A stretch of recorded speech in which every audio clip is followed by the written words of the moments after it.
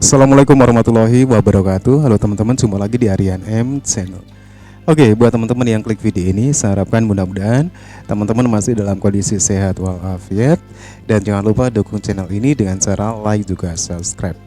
Baik, di kesempatan kali ini teman-teman, saya akan ajak teman-teman untuk melihat sebuah video yang saya ambil dari Dik Indonesia. Silakan ya dukung Dik Indonesia dengan cara like juga subscribe.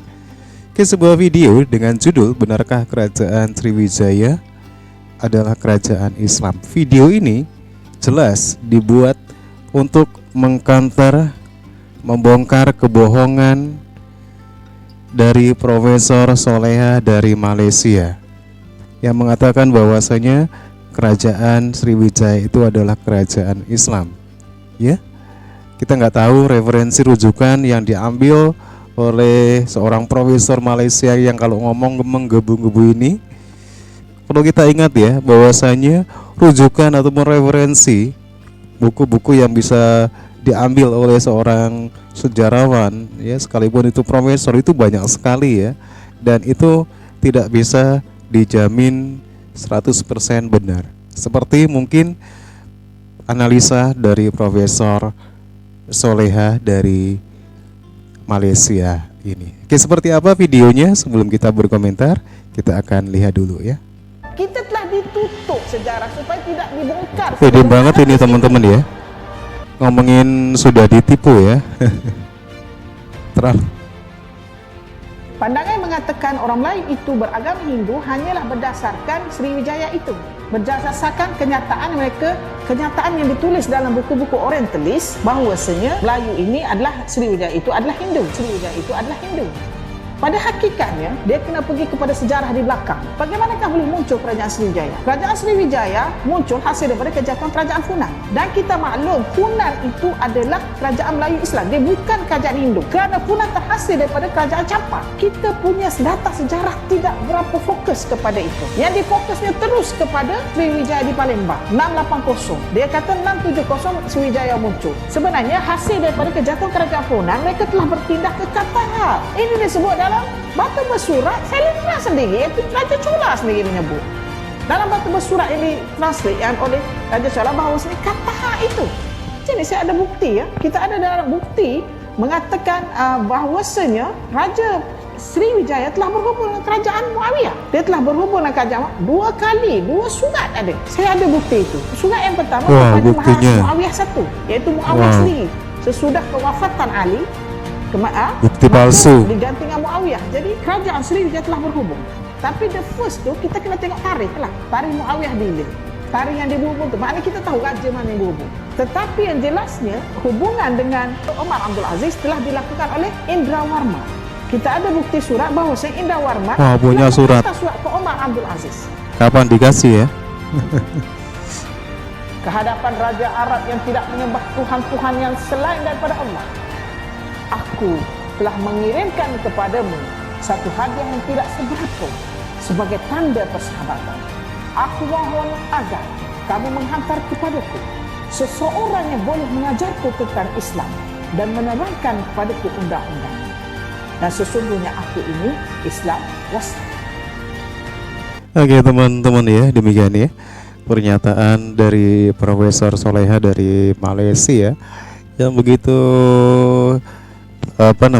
percaya diri ya, mengatakan bahwasanya Sriwijaya itu dulunya itu kerajaan Islam, dan mengatakan bahwasanya kita sudah dibohongi ya. Dia mengatakan bahwasanya selama ini yang diambil rujukan itu sejarawan teori-teori ya dari kaum orientalis ya, dan ini tidak benar teman-teman ya. Ketika Malaysia begitu, itu harus kita counter dan harus kita cerna ya. Karena kenapa? Karena kalau kita melihat ya sejarah yang terungkap di Indonesia juga di Malaysia itu sangat berbeda, sangat berlawanan. Apapun itu teman-teman ya, termasuk dalam Gajah Mada ya. Terus Sumpah Gajah Mada. Gajah Mada di Malaysia itu merupakan tokoh antagonis. Sumpah Gajah Mada itu dihubungkan dengan sambal Ini kan sangat nggak logis gitu ya. Dia itu belajarnya dari mana gitu ya. Nggak mau mendalami apa yang ada di Indonesia. Karena semua itu sumbernya di Indonesia. Itulah ya. Kalau mau mempelajari sejarah yang ada di Indonesia, tentunya harus menggali apa yang ada di Indonesia. Oke, seperti apa Dik Indonesia membuatkan terang dari pendapat Profesor Malaysia ini. Berdasarkan kepada kenyataan ini, Indah Warman telah berhubung dengan Umar bin Abdul Aziz, bermaksud mereka telah kenal kerajaan Islam. Mereka telah kenal kerajaan Muawiyah dan telah berhubung. Adakah mereka baru kenal? Sudah tentu mereka sudah kenal sebelum itu. Saya percaya Indah Warman ini beragama Hanif. Setakat ini kita jumpa surat yang dihantarkan kepada Umar Abdul Aziz. Bermakna mereka telah ada info tentang agama Hanif. Assalamualaikum warahmatullahi wabarakatuh. Menanggapi video penjelasan yang disampaikan oleh Profesor Dr. Solehah Yaakob tadi, berkenaan kisah Raja Sriwijaya yang menyatakan dirinya beragama Islam, serta surat beliau kepada beberapa orang khalifah dari dinasti Bani Umayyah. Marilah kita bersama-sama mengkritisi terlebih dahulu informasi yang disampaikan, apakah informasi ini akurat 100% atau hanya sebagiannya saja yang benar adanya. Adapun untuk mengeceknya, maka kita harus terlebih dahulu membuat beberapa pertanyaan terkait kabar barusan yang disampaikan oleh Profesor Malaysia tadi. Pertama, benarkah kerajaan Sriwijaya adalah kerajaan Hindu? Pandangan mengatakan orang Melayu itu beragama Hindu hanyalah berdasarkan Sriwijaya itu. Berdasarkan kenyataan mereka, kenyataan yang ditulis dalam buku-buku orientalis bahawasanya Melayu ini adalah Sriwijaya itu adalah Hindu. Sriwijaya itu adalah Hindu. Sriwijaya pernah dikenal sebagai kerajaan maritim yang besar. Kerajaan ini juga pernah menjadi pusat penyebaran agama Buddha dan pengajaran bahasa Sanskerta di wilayah Nusantara pada abad ke-7 Masehi. Menurut prasasti Kedukan Bukit yang berangkat tahun 605 Saka, menceritakan seorang yang bergelar Dapuntahiang, yaitu raja pertama kerajaan Sriwijaya, melakukan sidayatra atau perjalanan suci dengan naik perahu. Ia berangkat dari Minangtamuan dengan membawa satu armada dengan kekuatan 20.000 bala tentara, menuju ke Matajab dan menaklukkan beberapa daerah. Beberapa prasasti lain yang ditemui juga menceritakan sidayatra dan penaklukan wilayah sekitar oleh Sriwijaya, yaitu prasasti yang ditemukan di kota Kapur di Pulau Bangka pada 686 Masehi, Karangbrahi di Jambi Hulu pada 686 Masehi, dan Palas Pasemah di selatan Lampung, semua menceritakan peristiwa yang sama. Dari keterangan prasasti-prasasti ini, dapat disimpulkan bahwa Dapuntahiang mendirikan Vanua setelah mengalahkan musuh-musuhnya di Jambi, Palembang, Selatan Lampung dan Pulau Bangka, dan bahkan melancarkan serangan ke bumi Jawa yang mungkin menyebabkan keruntuhan kerajaan Tarumanagara di Jawa Barat. Dari abad ke-7 hingga permulaan abad ke-11 Masehi, Kedatuan Sriwijaya merupakan pusat pengajaran agama Buddha. Di tempat ini, ada seorang biksu yang dikenal berpengetahuan luas bernama Dharmakirti. Demikian terkenalnya sampai-sampai biksu dari daerah jauh pun datang ke Sriwijaya untuk belajar pada Dharmakirti. Para biksu yang datang ke Sriwijaya ada yang tinggal dalam waktu yang lama untuk memperdalam ilmu agama. Salah satu biksu yang ikut memperdalam agama Buddha di Sriwijaya adalah Ising. Biksu dari China ini dikenal sebagai seorang penjelajah dan penerjemah teks agama Buddha. Dalam pelayarannya dari China ke India, dirinya pernah singgah di Sriwijaya.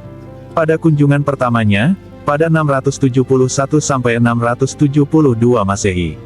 Ising menghabiskan 6 bulan di Sriwijaya untuk belajar bahasa Sanskerta dan Melayu. Dari situ dirinya melanjutkan perjalanan ke negeri Melayu, Kedah, hingga tiba di pantai timur India. Pada tahun 687 Masehi, dia kembali singgah di Sriwijaya ketika akan kembali ke China. Saat itu Palembang telah menjadi pusat penyebaran agama Buddha, beliau tinggal selama 2 tahun untuk menerjemahkan kitab suci Buddha dari bahasa Sanskerta ke bahasa Mandarin.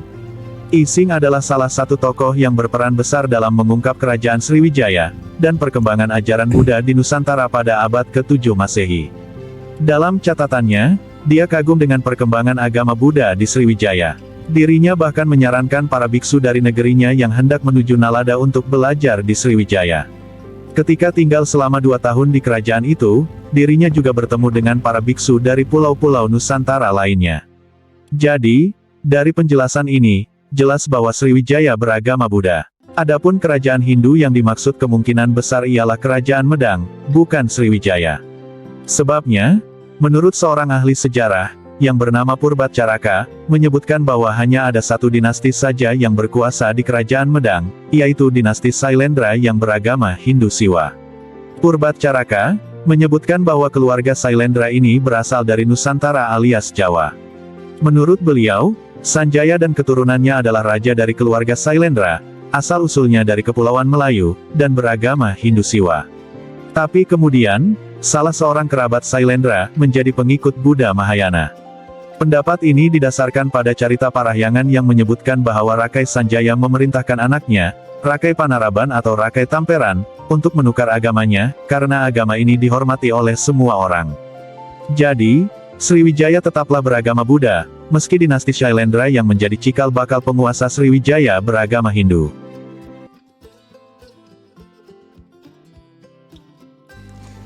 Bagaimanakah boleh muncul kerajaan Okey. Sriwijaya? Kerajaan Sriwijaya muncul hasil daripada kejatuhan kerajaan Funan. Dan kita maklum, Funan itu Yang adalah dibanggain kerajaan Funan Malaysia, terus kalau bukan dia itu kerajaan ya. Hindu. Kerana Funan terhasil daripada Profesor kerajaan Malaysia.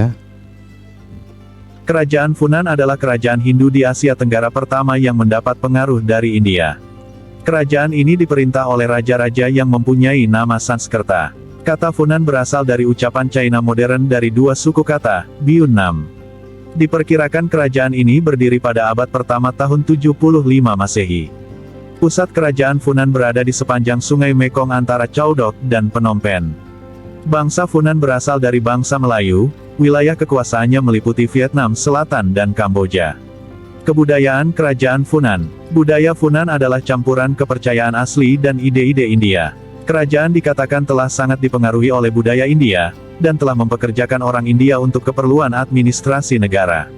Bahasa Sanskerta adalah bahasa di istana, dan orang-orang Funan menganjurkan agama Hindu dan, setelah abad kelima, agama Buddha. Funan adalah kerajaan Hindu pertama di Kamboja kuno yang meliputi wilayah luas Vietnam, Thailand, Laos, dan Kamboja saat ini. Meskipun Funan adalah negara bagian yang menganut agama Hindu atau Indian, terdapat beberapa agama lain juga.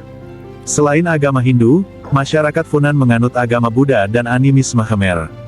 Funan didirikan sekitar tahun 6 Masehi pada abad pertama dan jatuh pada tahun 550 Masehi pada abad ke-6. Setelah jatuhnya kerajaan atau kerajaan Funan, wilayah yang luas ini kemudian dikenal dengan nama Chenla atau Jenla. Raja terakhir Funan, Rudra Varman.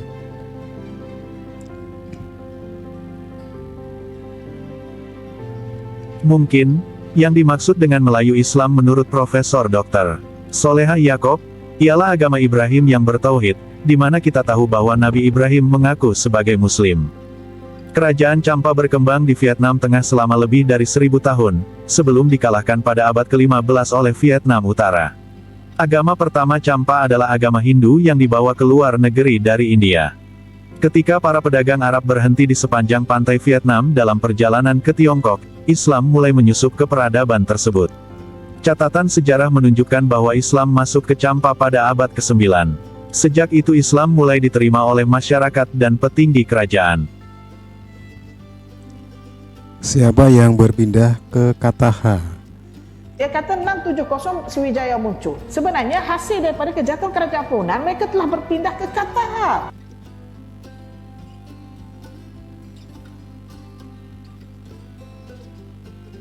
Ini disebut dalam batu bersurat Sailendra sendiri, iaitu Raja Chola sendiri menyebut.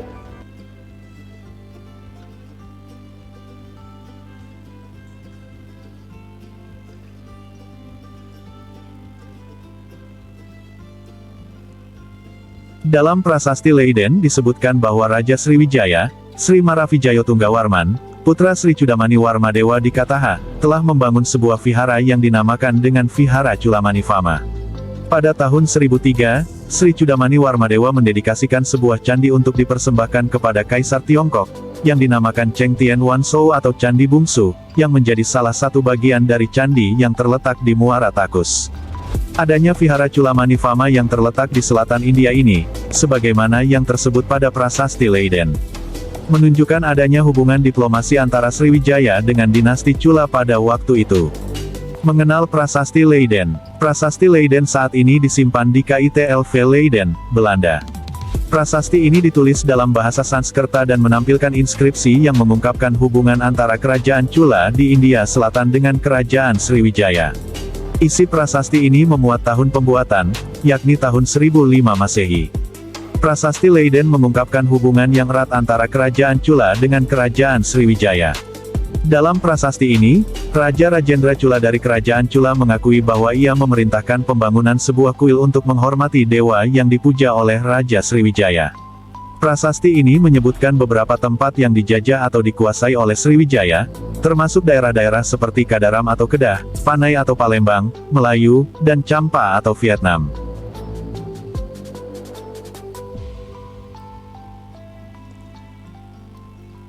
Jadi ini suratnya kayaknya beda nanti ya. Sriwijaya telah berhubung dengan kerajaan Muawiyah. Dia telah berhubung Seperti dengan kerajaan dua kali, dua surat. apa yang dikatakan ini Saya ada sangat bukti. berbeda. Surat yang pertama kepada Muawiyah satu, iaitu Muawiyah sendiri. Sesudah kewafatan Ali, maka diganti dengan Muawiyah. Jadi kerajaan Sriwijaya telah berhubung. Tapi the first tu kita kena tengok tarikh lah. Tarikh Muawiyah bila? Tarikh yang dia berhubung tu. Maknanya kita tahu raja mana yang berhubung. Tetapi yang jelasnya hubungan dengan Omar Abdul Aziz telah dilakukan oleh Indra Warman. Kita ada bukti surat bahawa Indra Warman telah menghantar surat ke Omar Abdul Aziz. Kehadapan Raja Arab yang tidak menyembah Tuhan-Tuhan yang selain daripada Allah. Aku telah mengirimkan kepadamu satu hadiah yang tidak seberapa sebagai tanda persahabatan. Aku mohon agar kamu menghantar kepadaku seseorang yang boleh mengajarku tentang Islam dan menerangkan kepadaku undang-undangnya. Dan sesungguhnya aku ini Islam wassalam. Oke, beda nggak nanti ya? Kasori Mujahid dalam buku, Di Bawah Panji Estergon, mengutip dari Yakut Sihabuddin Ibnu Abdullah Arumi Al-Hamawi, dalam Mujam Al-Buldan.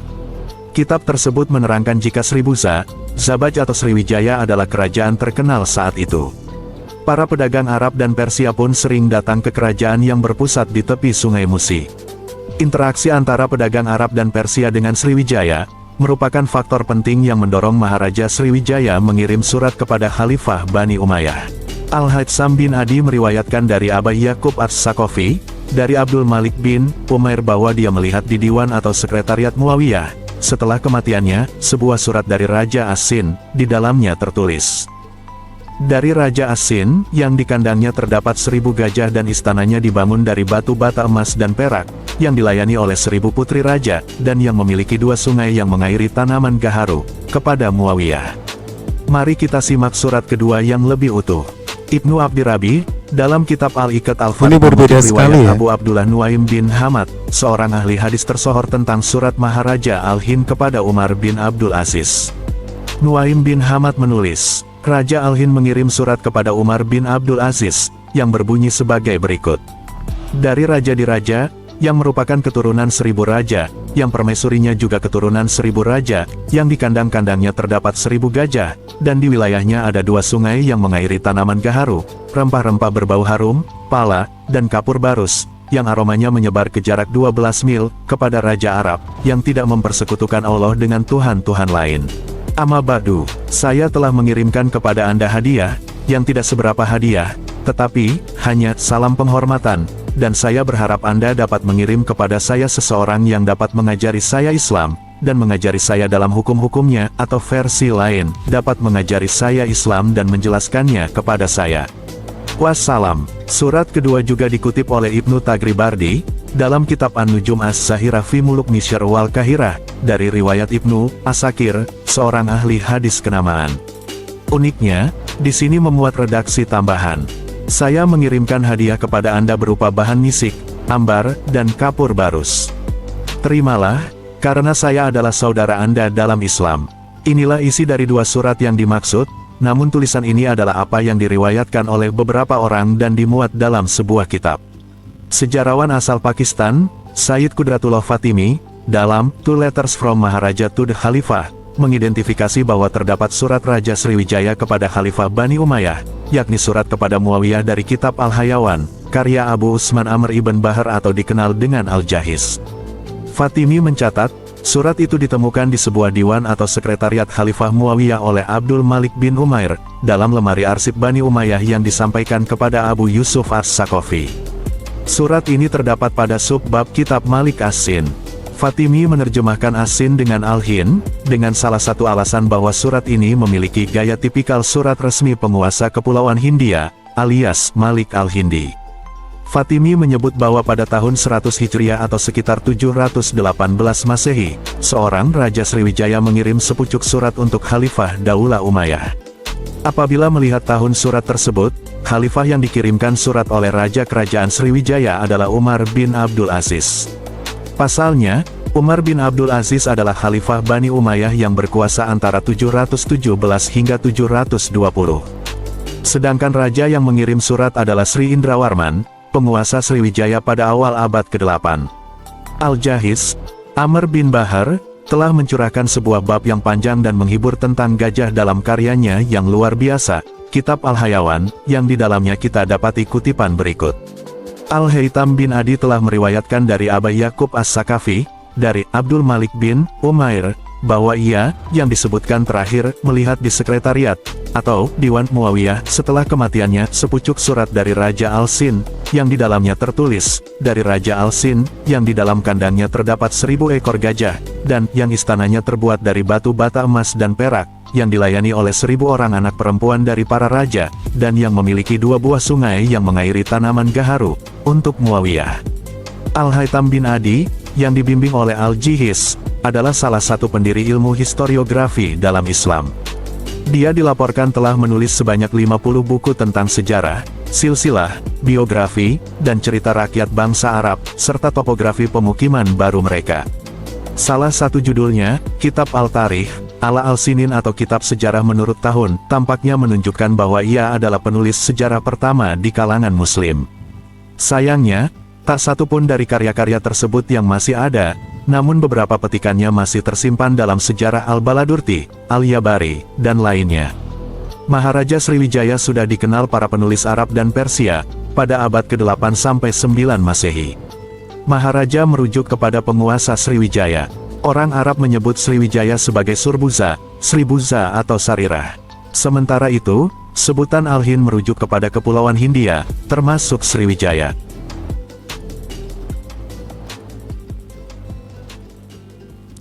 Oke teman-teman ya, demikian ya pendapat dari Dik Channel Indonesia. Dan ini ulasannya itu lebih lengkap ya daripada profesor ini.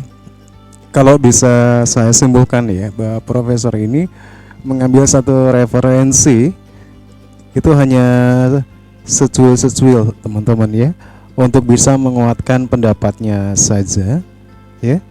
Dan memang sengaja ya, apa yang diambil dari referensi itu berbeda sekali apa yang dikatakan oleh Dik Channel Indonesia ini ya, itu lebih lengkap seperti surat yang tadi ya yang dibacain itu juga sangat lengkap sekali ya.